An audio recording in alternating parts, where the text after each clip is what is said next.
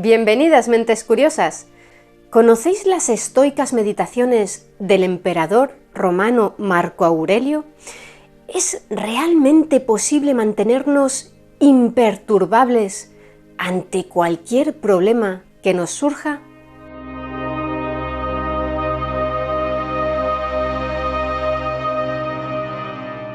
No actúes como si fueras a vivir 10.000 años. La muerte se cierne sobre ti. Mientras vives, mientras aún sea posible, sé bueno. Este consejo que el emperador romano Marco Aurelio se escribió a sí mismo en sus meditaciones resume uno de los pilares de su pensamiento: ser una persona de bien como máxima aspiración del ser humano. Marco Aurelio, quien gobernó a mediados del siglo II de nuestra era, es una de las figuras más relevantes del estoicismo. En sus Meditaciones, una obra que aún hoy está considerada como una valiosa guía de conducta y reflexión, no solo para dirigentes, sino también para cualquier persona, recopila una larga serie de pensamientos que resultan universalmente interesantes y actuales. Marco Aurelio había recibido una esmerada educación helénica y, empapado de la tradición filosófica de aquella cultura, escribió sus meditaciones en griego durante la última década de su vida, entre los años 170 y 180. Quizá os suene haberle visto en las primeras escenas de la famosa película Gladiator, en la que era asfixiado hasta la muerte por su propio hijo Cómodo. Pero eso es solo una ficción. Aunque no se sabe con certeza cómo murió, la mayoría de historiadores coinciden en señalar como la causa más probable una epidemia de viruela hemorrágica. Lo que sí se sabe es que pereció con 58 años, es decir, que era mucho más joven que el actor que le dio vida en aquella película, Richard Harris, quien ya tenía casi 70 años. Pero probablemente no habría sido tan creíble que su hijo lo pudiera asfixiar con tanta facilidad y sigilo, sobre todo teniendo en cuenta que el verdadero Marco Aurelio había sido en su juventud un gran aficionado a la práctica del boxeo y la lucha libre. En este vídeo no nos vamos a detener a contaros la biografía de Marco Aurelio. Estará dedicado a su mundo interior, de cuyas inquietudes ha llegado hasta nosotros un retrato bastante completo gracias a sus meditaciones, publicadas por primera vez en 1558 en Zúrich, traducidas al latín. Gracias a esa obra, Marco Aurelio ha pasado a la historia como un emperador sabio, reflexivo y bondadoso. Pero ¿fue de verdad, como se cree popularmente, ese gobernante modélico, defensor de la justicia y la templanza? A juzgar por los relatos de los cronistas romanos, era muy respetado por su pueblo. Sin embargo, resulta llamativo que en el año 177, es decir, en las mismas fechas en las que escribía sus meditaciones, en Lugdunum, la actual localidad francesa de Lyon, los romanos torturaran y arrojaran a la arena del anfiteatro a 48 cristianos para que fuesen devorados por las fieras. Y es que durante el mandato de Marco Aurelio, que desconfiaba de los cristianos, estos eran perseguidos y ejecutados por todo el imperio. Hablaremos de todo esto con mayor detalle más adelante, pero primero, para comprender mejor la forma de pensar de Marco Aurelio, remontémonos medio milenio y viajemos a Atenas.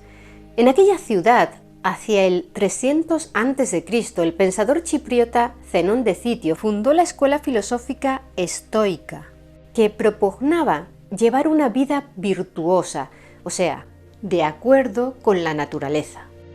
Su base moral estaba inspirada en los cínicos, los seguidores de Diógenes de Sinope, ya sabéis, aquel que vivía como un vagabundo en las calles de Atenas y propugnaba la pobreza material extrema como una virtud. Defendía la conveniencia de liberarse de los deseos y reducir al mínimo las necesidades para llevar una vida natural alejada de los lujos que la sociedad ofrece. despreciando los usos y costumbres de esta, los convencionalismos. Diógenes era indiferente a la opinión pública y apreciaba las privaciones e incluso el dolor como un medio de rectificación moral. Si bien los estoicos también defendían vivir de acuerdo con la propia naturaleza y valoraban la virtud como el bien supremo, no animaban al individuo a abandonar o rechazar la sociedad, pues opinaban que está en la naturaleza del ser humano vivir en comunidad. Consideraban que elementos externos como el dinero, el éxito o el placer no son buenos ni malos en sí mismos y que pueden ser utilizados bien o mal en función de las decisiones y los actos de cada persona. Aconsejaban mantener la calma, el autocontrol y la disciplina ante cualquier situación, por desgraciada que fuera. Trabajando la indiferencia hacia lo externo, se puede llegar a la libertad y la tranquilidad hasta alcanzar la imperturbabilidad, la ataraxia. Además de la templanza, la justicia y el coraje, los estoicos consideraban una gran virtud poseer conocimientos prácticos, ya que estos permiten manejar correctamente situaciones desafiantes manteniendo la tranquilidad. Esta escuela filosófica tuvo una gran aceptación y se extendió desde Atenas al resto de Grecia y otras poblaciones mediterráneas. Así llegó a Roma, donde grandes pensadores como Séneca o Epicteto la adoptaron y desarrollaron, si bien las reflexiones de Marco Aurelio son las más populares hoy en día. Vamos con ellas. Dado que el propio Marco Aurelio era el destinatario de las reflexiones que escribía, es lógico que éstas reflejen los temas que a él, como emperador de una edad relativamente avanzada, más ocupaban su mente. Por ejemplo, la muerte. Pero como en la vida misma, dejaremos ese punto para el final y empezaremos por algo con lo que a todos nos toca lidiar a diario: las opiniones de los demás y la importancia que les otorgamos. Muchas veces me pregunto, maravillado, cómo es que amándose cada uno a sí mismo más que a todos los otros, estime en menos la opinión propia formada de sí que la opinión ajena que se merece. Respetamos más al prójimo cuando opina algo acerca de nosotros que a nosotros mismos. Breve es la vida de todos. La tuya se te pasó casi toda y no te aprecias cuando mides tu felicidad por lo que acontece en las almas ajenas. El que anda alucinado por la gloria póstuma no se imagina que cada uno de los que se acuerden de él morirá también muy en breve. Después, a su vez, morirá quien lo reemplace hasta que todo su recuerdo se haya extinguido. Abandona, pues, ese afán que te priva de cuidar tus dotes naturales, pendiente como estás de la opinión ajena. Te privas ciertamente de cumplir tu deber al revolver en tu imaginación lo que hace fulano y por qué lo hace, que dice, que piensa, que trama, y otras ocupaciones de esta índole que te distraen de la consideración de tu facultad rectora. Hay que tener solo ideas tales que si alguien te preguntare bruscamente ¿en qué piensas ahora?, pudieras responder al instante con toda franqueza en esto o en aquello. No es fácil tropezar con un hombre que sea desgraciado por dejar de entrometerse en lo que ocurre en el alma de los demás. ¿Qué virtud es buena por el hecho de ser alabada o cuál, por ser criticada, se deteriora? ¿Pierde valor la esmeralda porque no se la elogia? ¿Quiere alguien despreciarme? Allá él. Yo por mi parte me prevendré bien para que no se me sorprenda haciendo o diciendo algo digno de desprecio. La mejor manera de vengarte de los que te injurian es que no los imites. Como vemos, Marco Aurelio aconsejaba no prestar ninguna importancia a la opinión ni la crítica de los demás. Un juicio continuo al que él, dada su posición, estaba siempre sometido, aunque fuera a sus espaldas. Pero, ¿cómo reaccionar ante los halagos, las lisonjas y los regalos? Hay que aprender a aceptar las finezas de los amigos sin dejarse esclavizar por ellas y sin rechazarlas toscamente, escribió. En lo referente a las tareas de gobierno dejó algunas reflexiones destacables. Afirmaba, por ejemplo, que hay que prestar oídos con atención a los que son capaces de proponer algún proyecto de utilidad pública y ser indiferente a las vanas apariencias de gloria. El poder debe respetar, por encima de todo, la libertad de sus vasallos, escribió, y dejó la siguiente máxima: lo que no es útil a la colmena, no lo es tampoco a la abeja. En cuanto a la forma en que debería comportarse en su vida diaria cualquier persona, con independencia de su rango social, cargo o profesión, también ofrece una larga serie de consejos estoicos. Afánate a cada hora en hacer lo que tuvieres entre manos con precisa y sincera gravedad, con amor, libertad y justicia, procurando desasirte de cualquier otra preocupación. Lo conseguirás si ejecutas cada acción de tu vida como si fuera la última. Que no te distraigan los incidentes exteriores, desocúpate para aprender algo bueno y cesa de andar girando como una devanadera. Desvarían los que a causa de tantos quehaceres se hastían de la vida y no tienen blanco alguno al que dirijan todos sus esfuerzos y sus ideas. Habla poco, abraza pocos negocios, no siendo indispensables la mayor parte de nuestras palabras y de nuestras acciones. Si se las cercenare, se gozaría de más holgura y tranquilidad. No des largas a tus acciones, no te embrolles en las conversaciones, no vagabundees con la imaginación. Es decir, no se ahogue el alma en sí misma, ni se disperse al exterior. No absorba tu vida el ajetreo. ¿Te irritas contra el que hiede a sobaquina? ¿Te irritas contra el que despide mal aliento? ¿Y qué quieres que haga? El uno tiene así la boca, el otro de tal suerte los sobacos. Es inevitable que, siendo así, se desprendan tales exhalaciones. Pero el hombre, arguye el otro, está dotado de razón, puede, si reflexiona, tener conciencia de la falta en que incurre. Entonces avísale, persuádele. Si quiere oírte, lo curarás sin necesidad de montar en cólera. No seas rompesquinas. Ten presente en tus asaltos de cólera que no es propia del hombre la irritación, sino la dulzura y el sosiego, que infunden al que las posee más fuerza, más nervios y más valor que al que se impacienta y maldice. Cuanto más tu conducta se acerque a la impasibilidad, tanto mayores serán tus fuerzas.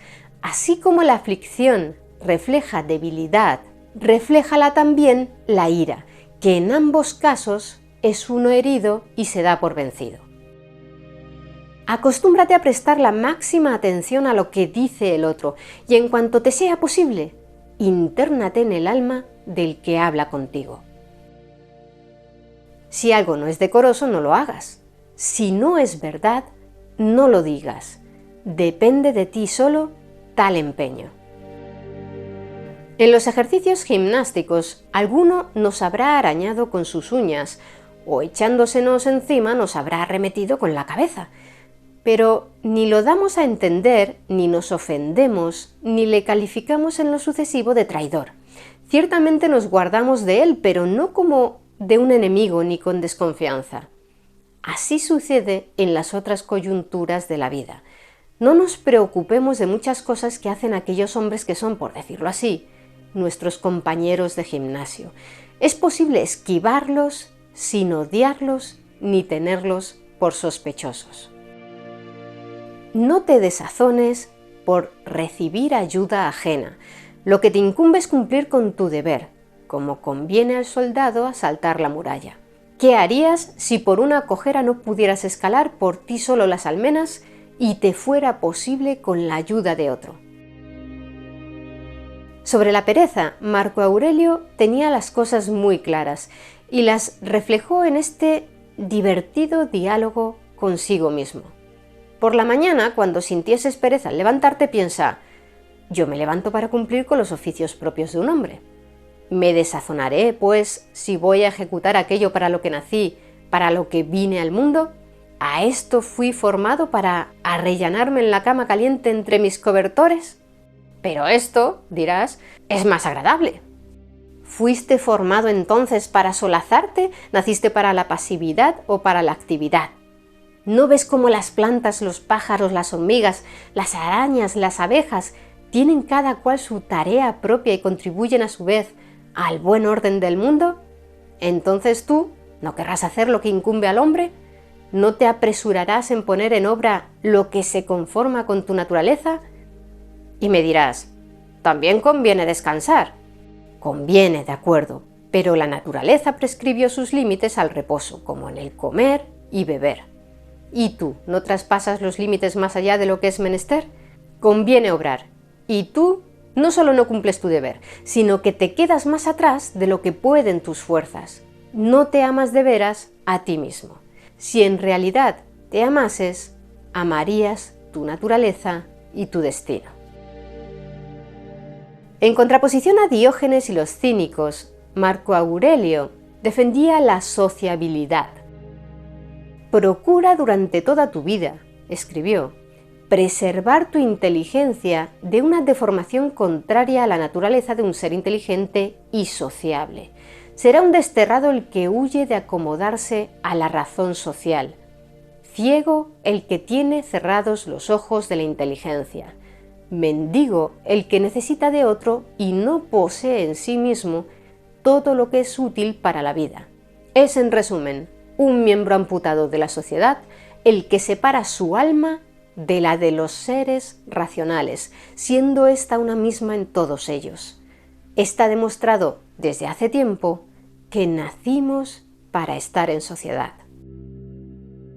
En el campo de la filosofía, el emperador se congratulaba de no haber caído en manos de un sofista, ni haberse dedicado al análisis de autores o a resolver silogismos o a perder el tiempo en la física celeste.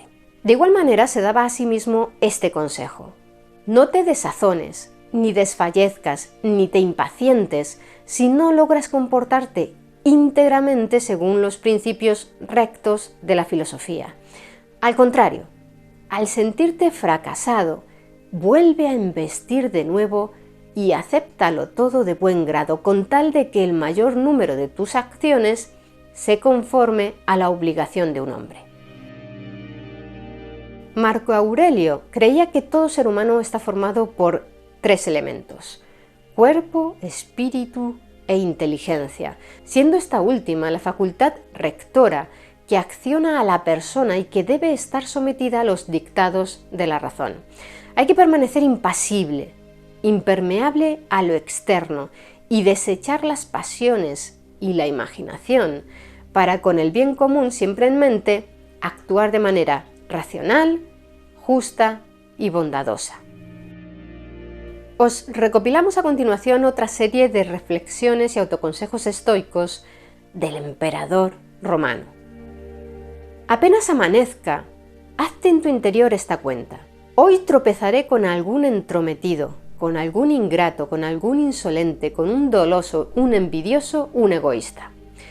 Todos estos vicios les sobrevinieron por ignorancia del bien y del mal, pero yo no puedo recibir afrenta de ninguno de ellos, porque ninguno podría mancharme con su infamia. No puedo tampoco enojarme contra mi pariente ni aborrecerle, porque hemos sido creados para ayudarnos mutuamente, como lo hacen los pies o las manos. Obrar como adversarios los unos de los otros es ir contra la naturaleza. El alma se deshonra cuando se muestra adversa a alguno de los otros hombres, o se comporta con él con intención de hacerle mal, como acontece con las almas poseídas de ira. También se deshonra cuando se da por vencida del dolor o el placer, cuando disimula, finge o altera la verdad por obra o por palabra, cuando lanza su actividad o sus apetitos sin blanco fijo y lo ejecuta todo al azar y sin continuidad, siendo así que aun las más pequeñas acciones debieran tender a un fin propuesto. La impasibilidad es necesaria en presencia de los acontecimientos que provienen de causa exterior. La justicia en las obras que nacen de ti, en otras palabras, los impulsos y las acciones deben limitarse a hacer bien a la sociedad, porque todo esto es conforme a tu deber natural. ¿Hice algún beneficio a la sociedad? Pues ya tuve con ello mi galardón. Ten siempre a mano esta verdad para que te estimule y no la pierdas nunca de vista. No te perturbes, simplifícate a ti mismo. ¿Peca alguno? Sobre su cuenta y contra sí mismo peca. ¿Te acontece algo bueno? Bien, todo ello estaba previsto desde el principio, urdiendo la trama de tu vida.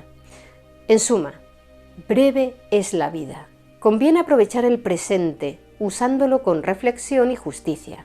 Si te relajas, que sea sobriamente. ¿Qué cosa no puedes soportar con paciencia? ¿La ruindad de los hombres? Recuerda a este respecto que los seres razonables nacieron el uno para el otro, que de justicia deben sufrirse mutuamente.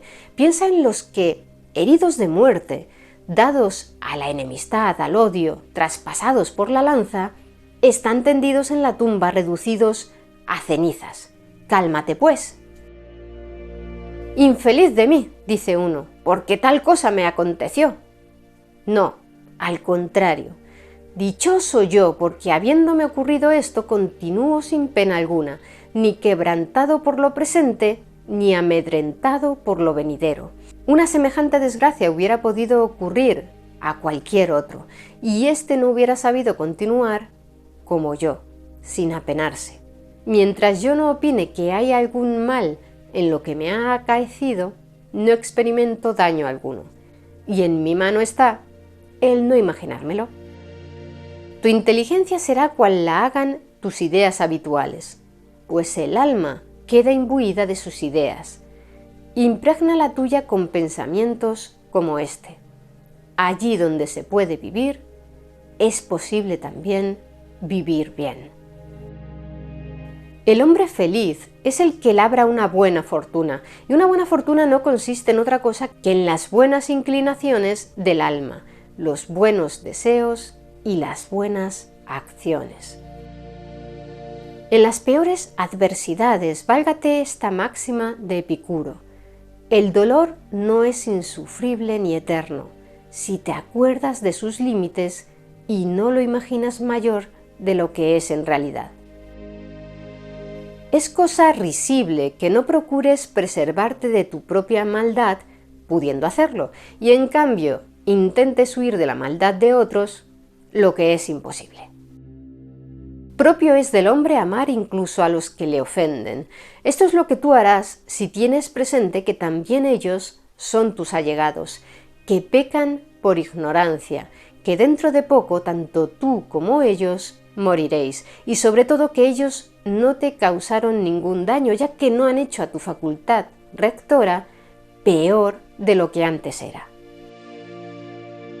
Cuando alguno delinquiere en algo contra ti, considera al punto qué juicio del bien y del mal se formó al faltar, porque discurriendo sobre esto o te formarás tú también el mismo dictamen que él sobre el bien, y así será razonable que le perdones, o no compartirás su opinión sobre el bien y el mal, y te será más fácil perdonarle por su ignorancia. ¿Seguía a Marco Aurelio este último consejo? Antes hemos comentado que mientras él estuvo al frente del Imperio Romano, la persecución contra los cristianos se recrudeció. Los emperadores anteriores habían mostrado cierta tolerancia hacia esa nueva fe, pero desde la óptica de Marco Aurelio, eso había permitido que la doctrina cristiana se difundiera por Roma y que su carácter subversivo cobrara mayor notoriedad. Por ejemplo, se negaban a realizar ofrendas a los dioses romanos, lo que incluía a algunos emperadores que fueron deificados tras su muerte, como Augusto. Ese culto imperial era una prueba de lealtad. Los ciudadanos fieles a Roma hacían ofrendas periódicas de incienso al genio del emperador, es decir, a su espíritu protector, y recibían un certificado que demostraba que habían mostrado su lealtad mediante la ofrenda. Y dado que los cristianos consideraban ese acto como idolatría, carecían de ese certificado, lo que permitía identificarlos. Marco Aurelio desconfiaba de los cristianos y aunque no hay pruebas de que dictara ningún decreto especial contra ellos, permitió que se les diera caza y se los ejecutara, ya fuese mediante decapitación o por medios más rebuscados y dolorosos.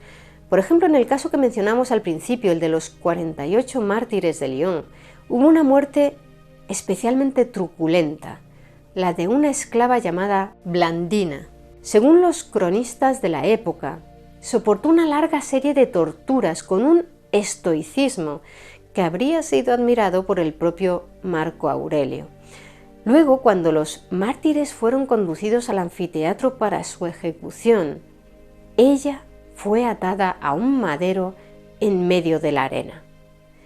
Pero las fieras no la atacaron, así que sus verdugos la azotaron, la sentaron sobre una silla de hierro candente y luego la metieron dentro de una red y le azuzaron a un toro para que la corneara. Por último, fue degollada.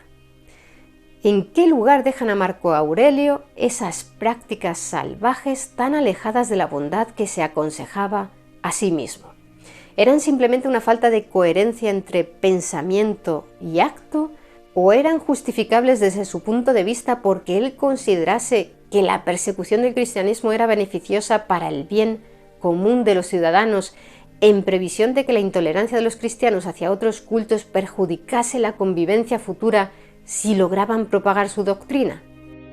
Es muy difícil saberlo, pero también es posible que Marco Aurelio fuese consciente de su error moral al no impedir aquellas persecuciones, porque escribió: a menudo la injusticia reside en lo que no se hace, no solo en lo que se hace. No obstante, también escribió algo que tal vez reflejase su opinión acerca de los cristianos. Tenemos cuerpo, alma e inteligencia. Del cuerpo son las sensaciones, del alma los instintos, de la inteligencia los principios. De tomar la inteligencia por guía de lo que parecen deberes, son capaces los que no veneran a los dioses, los que traicionan a su patria y cometen toda clase de infamias a puertas cerradas. En sus meditaciones, el emperador manifestó de manera explícita que creía en la providencia así como en la existencia de los dioses y en que éstos se preocupaban de los asuntos de los hombres. A los que te preguntaren ¿en dónde viste a los dioses y cómo compruebas su existencia para darles ese culto?, respóndeles ante todo que son visibles a nuestros ojos. Además, aunque yo no haya visto mi alma, pese a ello también la respeto. Y lo mismo acontece con los dioses. Por las mismas razones que experimento los efectos de su poder en todas las coyunturas, comprendo que existen y los venero. Eso escribió Marco Aurelio. Pero quizá te estés preguntando a qué se refería al decir que los dioses son visibles a nuestros ojos. Pues se refería a las estrellas, ya que los estoicos creían en su divinidad. En el terreno de la percepción vital de cada individuo, el emperador aboga por la importancia total del presente, en contraposición al espejismo que representan pasado y futuro. Con estas palabras: recuerda que cada uno no vive más que el presente, indeciblemente pequeño. El resto de la vida o ya se acabó de vivir o es incierto. Brevísimo es, pues, el instante que cada uno vive, brevísimo el espacio donde habita, brevísima la fama de la posteridad. Si ejecutas la acción presente siguiendo la recta razón, celosamente, con firmeza y benevolencia, y sin preocupación superflua, si no esperas nada ni nada evitas, dándote por satisfecho con el trabajo presente conforme a la naturaleza, vivirás feliz, y nadie podrá impedírtelo. La verdad es que acerca de este punto nos habría encantado presenciar un debate entre Marco Aurelio y Confucio, quien, según recogen las Analectas, afirmó: un hombre que no piensa en el futuro está condenado a preocuparse en el presente. Quien ha visto el presente lo ha visto todo, escribió Marco Aurelio, todo lo que sucedió desde la eternidad y lo que sucederá por toda la eternidad, pues todas las cosas tienen la misma naturaleza y la misma fisonomía. Frente a todos los problemas y tribulaciones provenientes de nuestro entorno, Marco Aurelio propone recurrir al refugio interior que proporciona la propia alma. Anhelar estar en el campo, en la playa o en la montaña para solazarse denota vulgaridad de espíritu, teniendo uno a mano a cualquier hora el retirarse en sí mismo. En ningún lugar encuentra el hombre refugio más apacible, más tranquilo que en su propia alma. Lo que yo llamo libertad de espíritu no es otra cosa que el estado de un alma bien ordenada. Concédete, pues, constantemente este descanso y rehazte con él. La inteligencia libre de pasiones es como una ciudadela, y realmente el hombre no tiene posición más segura donde retirarse para no ser capturado. Quien no la ha visto es un ignorante. Quien habiéndola visto no se ampara en ella es un desdichado. El alma tiene en su mano el poder vivir una vida perfectamente feliz si permanece indiferente acerca de las cosas indiferentes. Si alguna cosa exterior te entristece, no es ella la que te conturba, sino el juicio que te formas acerca de la misma. Pero en tu mano tienes el abolir este juicio al instante. Convéncete de que todo es opinión y que la opinión depende de ti. Borra, pues, cuando quieras tu opinión, y como navío que dobló un cabo, encontrarás al punto buen tiempo, todos los elementos calmados y un golfo sin olas. Al parecer, Marco Aurelio también creía en la existencia de una suerte de karma o justicia natural, a juzgar por las siguientes palabras: todo lo que ocurre, ocurre con razón. Lo descubrirás si fijamente lo observares. No digo solo que todo viene en fuerza de las consecuencias, sino también con relación a la justicia, y como si alguien distribuyera a cada cual las recompensas según su merecido. Y llegamos a un punto clave en las meditaciones de Marco Aurelio: la muerte. ¿Qué es la muerte?, se preguntó. Si se la mira aisladamente y se abstraen por análisis de los conceptos los fantasmas que la imaginación abulta, no se verá en ella más que un efecto de la naturaleza. Y es evidentemente pueril temer los efectos de la naturaleza. La filosofía nos puede ayudar a que aguardemos la muerte en actitud plácida, no viendo en ella otra cosa más que la disolución de los elementos de que consta todo ser viviente.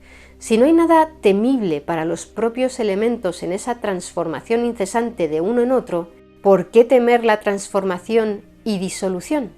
Esto es conforme con la naturaleza y nada es malo de cuanto a ella se acomoda. Te embarcaste, hiciste el viaje, llegaste al puerto. Desembarca.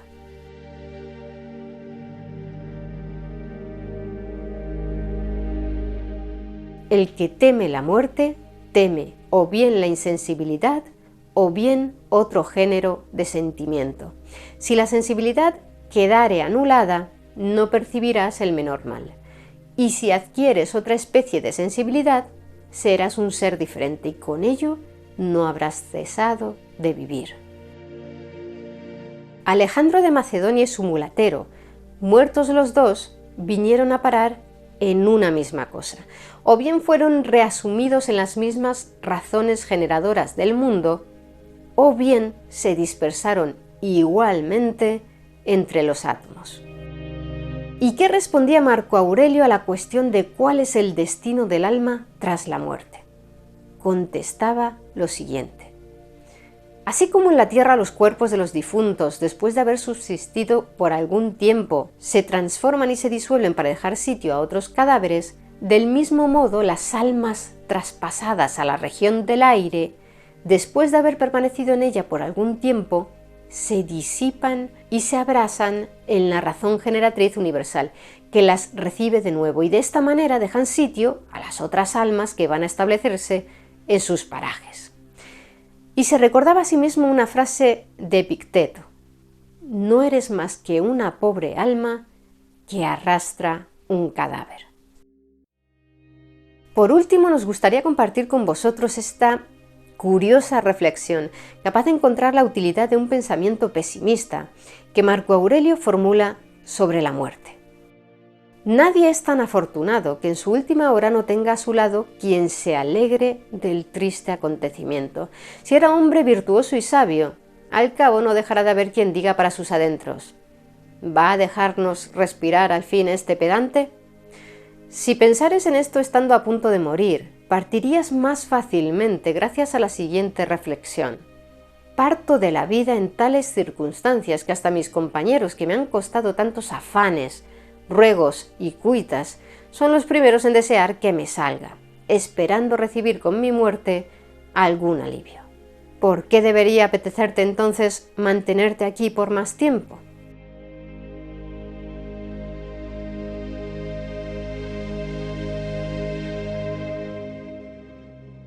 ¿Y vosotros qué opináis de las meditaciones de Marco Aurelio? ¿Creéis que el estoicismo es un buen camino para alcanzar la felicidad? Me gustaría que nos lo contarais abajo en los comentarios. Y si queréis conocer más historias interesantes, suscribíos a nuestro canal. Muchas gracias por estar ahí, mentes curiosas. Nos vemos en el siguiente vídeo.